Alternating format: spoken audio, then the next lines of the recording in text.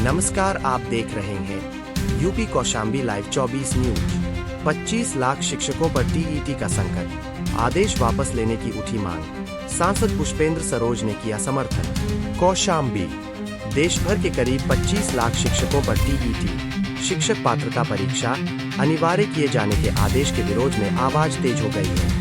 Teachers federation of India ने प्रधानमंत्री नरेंद्र मोदी और केंद्रीय शिक्षा मंत्री को पत्र भेजकर 23 अगस्त 2010 से पहले नियुक्त शिक्षकों को टीईटी से छूट देने की मांग की है। कौशाम्बी के सांसद पुष्पेंद्र सरोज ने भी शिक्षकों की मांग का समर्थन करते हुए केंद्र सरकार से आदेश पर पुनर्विचार करने की अपील की है।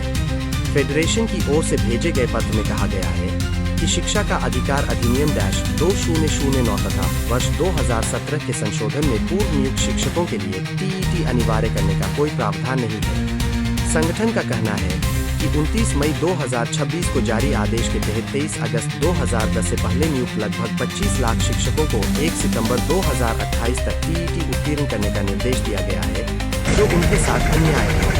संगठन ने मांग की है कि एनसीटीई द्वारा 23 अगस्त 2010 को निर्धारित न्यूनतम योग्यता के पैराग्राफ 4 को संसद के माध्यम से कानून बनाकर अधिनियम में शामिल किया जाए, ताकि पूर्व नियुक्त शिक्षकों को टीईटी से छूट मिल सके। फेडरेशन का कहना है कि यदि आदेश वापस नहीं लिया गया तो देश भर के लाखों शिक्षक और उनके परिवार अनिश्चितता और मानसिक तनाव का सामना करेंगे। इस संबंध में सांसद पुष्पेंद्र सरोज ने कहा कि लंबे समय से सेवा दे रहे शिक्षकों के हितों का संरक्षण होना चाहिए और सरकार को उनकी मांगों पर गंभीरता से विचार करते हुए उचित निर्णय लेना चाहिए। अब शिक्षकों की निगाहें केंद्र सरकार के निर्णय पर टिकी है कि उनकी मांग पर क्या फैसला लिया जाता है। यूपी कौशाम्बी लाइव 24 के लिए नीरज कुमार मिश्रा। अध्यापकों की जो मांग है बहुत लंबे समय से मांग चल रही है, जो टेट को अनिवार्य करने के और सरकार जो इन पे टेट थोप रही है, उन लोगों पे थोप रही है जो 2011 से पहले भी जिनकी भर्ती होगी, उनकी मांग को लेकर के अपना ज्ञापन लेकर के इन्होंने प्रस्तुत किया और बड़ी मजबूती से सदन में इनकी बात उठाने का काम करेंगे। और मुझे लगता है कि पूरे देश भर में 25 लाख से ज़्यादा है अध्यापक जो आज ज्ञापन देने का काम कर रहे हैं, तो एक सदन में संयुक्त बुलंद आवाज़ उठ करके हमारे अध्यापकों के लिए आएगी।